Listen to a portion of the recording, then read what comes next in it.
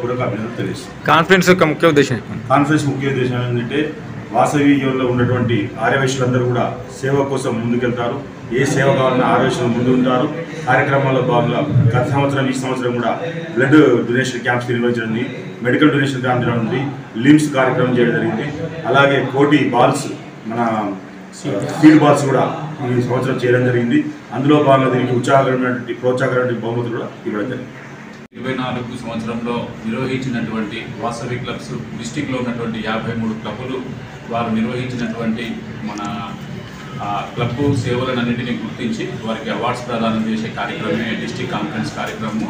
ఈ కార్యక్రమము ఇంటర్నేషనల్ వారు సూచించినటువంటి క్యాలెండర్ ఆఫ్ ఈవెంట్స్ ప్రకారంగా డిస్టిక్ గవర్నర్ గారు సూచించినటువంటి క్యాలెండర్ ఆఫ్ ఈవెంట్స్ ప్రకారంగా నిర్వహించడం జరుగుతుంది. దాంట్లో భాగంగానే అందరినీ గుర్తించేసి వారిని ఎవరెవరు చేశారో వారికి ప్రోత్సాహక బహుమతులు ఇచ్చుకుంటూ వారికి అవార్డ్స్ ఇవ్వడం జరుగుతుంది. కార్యక్రమం యొక్క ముఖ్య ఉద్దేశము డిస్టిక్ కాన్ఫరెన్స్.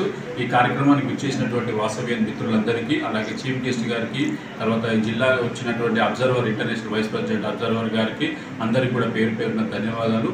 జై వాసవి. Thank you.